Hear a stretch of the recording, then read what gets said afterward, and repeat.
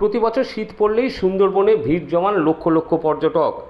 আর নভেম্বরের শুরুতেই এবার পর্যটকদের ঢল সুন্দরবনে।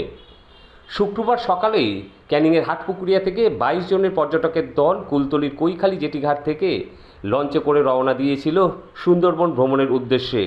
আজ বিকেলে কলসদ্বীপ থেকে ফেরার সময় বিশালক্ষী খালে ঢুকতেই তারা দর্শন পেলেন রয়্যাল বেঙ্গল টাইগারের। জীবনে প্রথমবার সুন্দরবন বেড়াতে গিয়ে বাঘের দর্শন পেয়ে খুশি পর্যটক।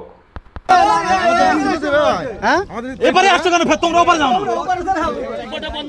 বোট বন্ধ করছো।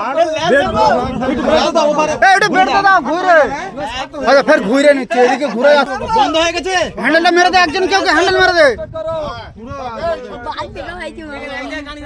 একজন হ্যান্ডেলটা মেরে দে, ওইদিকে চলে যাচ্ছে।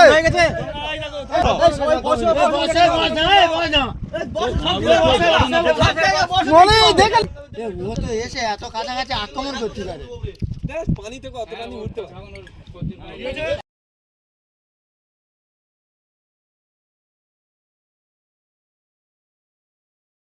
বেড়া থেকে আমরা ফেরার পথে একটা রয়্যাল বেঙ্গল টাইগার দেখতে পেয়েছি। দেখে আমাদের খুব উৎসাহিত, খুব আনন্দিত। আমি আমার লাইফের প্রথম এসেছি, প্রথম দেখাতে আমি বাঘটা দেখতে পেয়েছি। আগামী দিনে কি এই সুন্দরবনে আসার পরিকল্পনা আছে? না, আমি আর আসবো না দাদা, আমার লাইফের প্রথম, আর আমি আর আসবো না।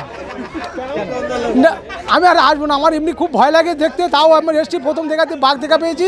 আমার মানে কি বলবো, মানে প্রথম শুরু থেকে বাঘ দেখছি। শুনেছি তারা কয়েক বছর ধরে আসছে, তারা বাঘ দেখতে পাচ্ছে না, কিন্তু আমি শুরু থেকে বাঘ দেখে নিয়েছি, আর আমার আসার ইচ্ছা নেই।